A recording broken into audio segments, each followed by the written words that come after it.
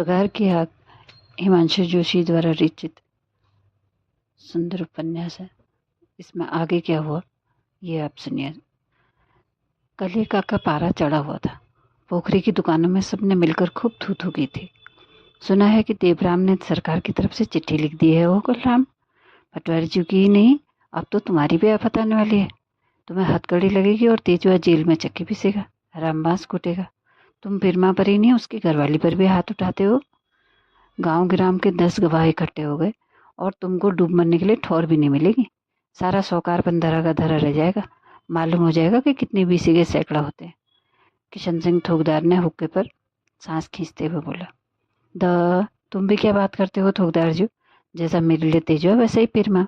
अपनी औलाद को कौन नहीं डराता धमकाता हो? जरा बताओ तो। मैंने भी उनके भले बुरे के लिए कभी समझा बुझा दिया तो भारी जुल्म कर दिया? कलराम ने विवाद को समाप्त करने के ढंग से कहा। पर उस औरत जात ने तुम्हारा क्या बिगाड़ा? उस दिन यहाँ आकर रो रही थी बेचारी। थोकदार खांसते हुए बोले। किसी पर जुल्म नहीं करना चाहिए कलराम, अपना लुहार समझकर हम तो यही कहते हैं। अब क्या बताऊं हो थोकदार साहब? कलराम ने विवश भाव से देखते हुए कहा। उसके तो किस्से ही और हैं। बड़ी बदनामी हो गई है हो। घर की बात इस बाजार में क्या कहूँ। हजारों के साथ इसके हजार किस्से हैं। कभी एकांत में सुनाऊंगा तो तुम भी कहोगे कलराम ठीक ही कहता है। वह तो कुछ और ही सुना रही थी तुम्हारी। खैर छोड़ो, हमें क्या करना है?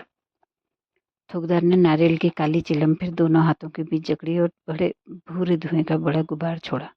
तभी पास ही चाय की भट्टी पर गीले हाथ सेकता हुआ गुमान सिंह बोला। कलराम, तुम्हारी सारी बातें हम सच्ची सच्ची मान लेते हैं, पर यार भगवती मैया की कसम खा के कहो, उस पागल बेचारे से बिगाड़ क्यों करवाते हो? उस गरीब के अपने भी बाल बच्चे हैं यार। दाने दाने के लिए इधर उधर भीख मांगते फिरते हैं। कली का इस बार बौखला उठे। तुम भी प्रधान जाने बिना ही कह देते हो। तुमको तो पता है कि पिरमा की माँ के क्रियाक्रम का खर्चा किसने दिया था? अपना सीना ठोकते हुए कलिका ने कहा। कर्जा लेकर पापिन पर कफन मैंने डाला था, मैंने। उसे चुकाने को तो कोई नहीं कहता। यदि ब्याज के रूप में थोड़ा बहुत काम करवा लेता हूँ तो सबकी आंखों में चुभता है। कलराम ने उठने की तैयारी में कंधे पर पड़ी पंखी को ठीक किया। बोले, प्रधान हमारे गुसाई हो, बुरा मत मानना। लधौन कमलेख वाले सभी यही चिढ़े कि कल ये लोहार 2 रोटी क्यों खा रहा है। कलराम फिर अधिक बैठे नहीं, उठकर चले गए। देवराम ने सरकार तक बात पहुंचा दी। टूटे काने की अने की तरह ये उनके अंतर में बार बार कसकती रही। दिव्या बुरा नहीं, पिरमा भी गऊ है। सारे झगड़े की जड़ बस यही है, एक रांड। इसी ने दिव्या साले के कान भर भर कर सारे इलाके में मेरी बदनामी करवाई है। 10 जनों के बीच नंगी करके इसके शरीर में कांटेदार झलझलाती बिच्छू की टहनी जब चपा जब नहीं लगाई तो मुझे 1000 लानत। जब तक इस घर में रहेगी हमारा चैन से रहना मुश्किल है। इसलिए पहले इसको ही ठिकाने लगाना होगा। ये मर जाए या गांव छोड़कर जाए, इसमें से एक बात तो हो गई रहेगी। अंधेरे में अकेले बैठे कली का दांत पीस रहे हैं। तभी तेजवा ने खबर दी कि सरपंच से भी देविया हमारी बुराई कराया है, पटवारी से भी। उस रात ज्यों ही बारिश तेज हुई, तेजवा बाप के साथ फावड़ा लेकर अंधकार में चुपके से बाहर निकला और कच्ची मिट्टी के आंगन के आगे पानी की नाली इस तरह काटने लगा कि गांव भर का सारा पानी नाले की शक्ल में बदबद पिरमा के घर में फैल जाए। क्षण भर में नाले ने दिशा बदली और पिरमा के घर का सारा सामान तैरने लगा। बिस्तर भांडे सब बिखर गए। झोपड़ी के खंभे चरमराकर गिरने ही वाले थे कि गोमती कुदाल थामे बरखा की बौछारों में भीगती बाहर कूदी। दोनों हाथों से मिट्टी हटाकर उसने नाली की दिशा को फिर मोड़ दिया। हाँफती हुई वह भीतर आई, सिर से पैरों तक पूरी की पूरी नहाई हुई। घर में ढेर सारी गीली मिट्टी भर गई थी। सारा सामान भीग गया था। आटा, चावल, नमक, तेल कुछ भी शेष नहीं था। नाम मात्र के झीने गीले कपड़ों में लिपटी ठंड से कांपने लगी। कुन्नू बंदर की तरह उछलकर काट के संदूक में चढ़ गया था।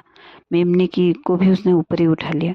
गोमती के साथ साथ पिरमा भी थाली पतीली से पानी उलीच उलीच कर बाहर फेंकने लगा। घुटने घुटने तक पानी में डूबी बकरी देर तक मिमियाती रही। इस घटना के 3-4 दिन बाद ही रात में गोमती मंडुए मांदरे के कुछ दाने पीसकर पंचक्की से घर लौटी कि कुन्नू को आंगन में सिसकते हुए पाया। कि वह कुन्ना, हमारी बकरी मर गई जा। आस्तीन से अपनी नाक बहते हुए कुनवा ने कहा। कैसे मरी? वो चिल्लाई। मरी बकरी के पास ही कुनवा बैठा था। उसकी बर्फ सी ठंडी पीठ सहलाता वो रो रहा था। पास ही मरा हुआ मेमना पड़ा था। उसकी बड़ी बड़ी नीली आंखें खुली हुई थी। उलेच के पेड़ से दोनों को बांध कर मैं पानी लाने नौला गया था। वहीं से एक अंगीठी एक आंटी हरिया घास की भी काट लाया था। पानी और घास लेके लौटा तो देखा दोनों लम्बलेट पड़े हैं। तेजवर ने सुना तो किसी से कह रहा था सांप ने काट खाया होगा। उलेंच के पेड़ के नीचे परसों ही उन्होंने काला सांप देखा था। गोमती की आंखों में खून के आंसू छलक आए। जोर से अपना कपाल दबाती हुई बैठी। जब तू घास लेके आ रहा था उलेंच के पेड़ के पास तूने किसी को देखा था? तेजुआ का कंधे पर हल रख करके ऊपर जा रहे थे जल्दी जल्दी। कहाँ से? उलेंच के पेड़ वाले रास्ते से। देखते ही देखते लोगों का गिरदम लग गया। सबका यही अनुमान था कि बकरियों को सांप ने ही काट खाया होगा। उनका रंग नीला पड़ गया था। मुंह से झमाझम झाग निकल रहा था। सच्ची बात गोमती जानती थी, पर कौन देता उसका साथ, इसलिए होंठ से चुपचाप बैठी रही। कभी कटोरी गायब हो जाती, कभी करछी। फटी बोरी का टुकड़ा बाहर घाम में सुखाने के लिए डाला तो शाम तक वो भी न दारत। जाड़ों में आग तापने के लिए सूखी लकड़ियों की बड़ी ठेली उसने इकट्ठी कर रखी थी। कुछ ही दिनों में वो भी चौथाई रह गई। अपनी व्यथा का दंश गोमती स्वयं झेलती रही। कुछ कहने का अर्थ था तूफान मचना। पहले तो एक दो दिन जने ही आते थे झगड़ने, अब चील कौवों की तरह घेर कर छोटे बड़े सब झपटते थे। गांव के लोग डर के मारे मुंह नहीं खोलते। जो जो झगड़ा होता सब अपने घर में किवाड़ मुदकर छिप जाते। कहीं कोई मर पड़ा तो गवाही भुगतने अदालत तक जाना पड़ेगा। ये सारा संताप गोमती अब तक किसी तरह झेलती रही, पर एक दिन राह धीरज भी जाता रहा। पूरे आकाश से वज्र बरस पड़ा। पिरमा के नाम लाम से सरकारी चिट्ठी आई। कुमाऊं रेजिमेंट का सिपाही देवराम डुगरई के मोर्चे पर शहीद हो गया। दिन में भी तारे छिटक आए गोमती के लिए। उसे पता था तेवर का भय तो है, वह तब तक ये लोग कुछ दबे हुए हैं, पर अब तो वो डर भी जाता रहा। गोमती की आंखों के आंसू ही जाने कहाँ खो गए। चाहकर भी रो नहीं पा रही थी। निष्प्राण प्रतिमा की तरह सारा काम कर रही थी। एक कोने में जौ की ढेरी के ऊपर दिया बाल दिया। पिरमा सिर मुड़ाकर फटी पंखी लपेट कर क्रिया में बैठा। हित मित्र नाते रिश्तेदार आते रहे सहानुभूति जताने, पर कलेगा के घर से एक भी आदमी झांकने तक नहीं आया। घर में कुछ था ही नहीं, इसलिए थोकदार के पास रह से 2 खेत भी गिरवी रख दिए। क्रियाक्रम में गोमती ने कुछ कसर नहीं रहने दी। जहाँ जहाँ जो जो चाहिए था सब जुटाया। 13वें के दिन मचाने के लिए 15 रुपये में एक बछड़ा भी खरीद लाई। अभी 2-3 महीने बीते थे, देवराम को छुट्टियों में घर आए। उसका यूँ चला जाना गोमती को सच नहीं लग रहा था। उसका शंकालु मन कितनी बातें सोच रहा था। कहीं किसी ने झूठ तो नहीं लिखवा दिया। 10 दुश्मन है, किसका भरोसा।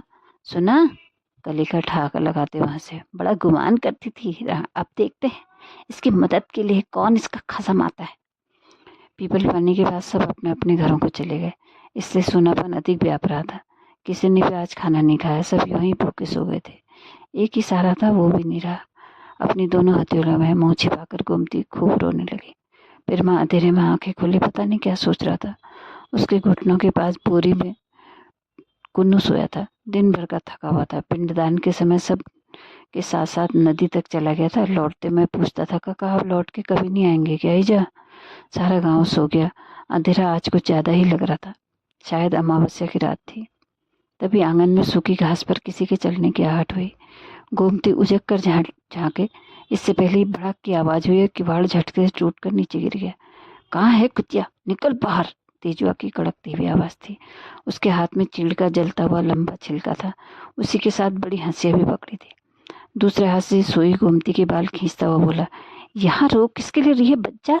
चल मेरे घर चल, आज से मेरी रखेल बनकर रहेगी। पिरमा के मरने का इंतजार अब मैं नहीं कर सकता। गोमती बदहवास से चिल्लाई। कुन्नू भी चीखा, परंतु सुनने वाला कौन था वहां? प्रतिरोध में वो हाथ खींच रही थी, किंतु उसकी जड़ कसती जा रही थी। फर्श पर घिसटती हुई गोमती ने कातर दृष्टि से पिरमा की ओर देखा, पर वो बिस्तर पर वैसा ही बैठा था, अपना सिर घुटनों में गड़ाए हुए।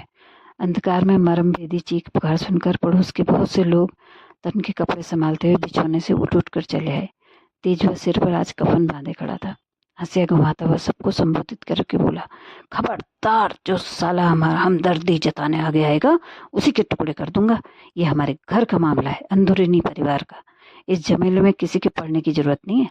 गोमती की नंगी बांह घसीट कर बाहर ले गया और अपने घर के भीतर पहुंचकर जोर से कुंडा लगा दिया। क्षण भर में क्या हो गया, लोग हतप्रभ से देखते रह गए। लड़ते झगड़ते थक कर गोमती जब ढल अचेत सी पड़ गई तो तेजुआ ने उसके सारे कपड़े चीर चीर कर चिथड़े कर दिए। उसके मुंह में कपड़ा ठूंस कर पाश्विक प्रवृत्ति के प्रदर्शन पर उतर आया। भड़कते चीड़ के छिलके के पीले उजाले में वो भूखे हिंस्र पशु की तरह उसकी नग्न देह देखता रहा। तभी गोमती ने कराहते हुए करवट बदली। जो ही पलकें खोली, तेजवा का चेहरा सामने दिखा। उसके सारे शरीर में आग सी लग गई, बिजली की लहर सी कौंध गई। प्रतिहिंसा की ज्वाला उसकी आंखों में धधकने लगी। पता नहीं क्या हुआ उसे। भूखी सिहिनी सी उस पर जोर से झपटी, जलता हुआ छिलका उसके मुंह पर दे मारा और दोनों हाथों के पंजे उसकी गर्दन पर इतनी जोर से गड़ाए कि तेजवा का शरीर धीरे धीरे शिथिल पड़ने लगा और वो गौ गौ गौ गौ करता हुआ एक ओर लुढ़क पड़ा। निविड़ अंधकार में झटपट गोमती ने कांपते हुए हाथों से किवाड़ की कुंडी टटोली, पास पड़ी झीनी चादर यों ही तन पर फेंकी और बिल्ली की तरह उछलकर बाहर कूद गई। उसका कूदना ही था कि कली का गणासा उठाकर पीछे भागे, पर वो पकड़ में नहीं आई। वन में न जाने कहाँ गायब हो गई। तो ये था कगार की आग का 8वां भाग। आपको कैसा लगा मित्रों, ये आप जरूर मुझे बताएंगे। धन्यवाद। नमस्कार।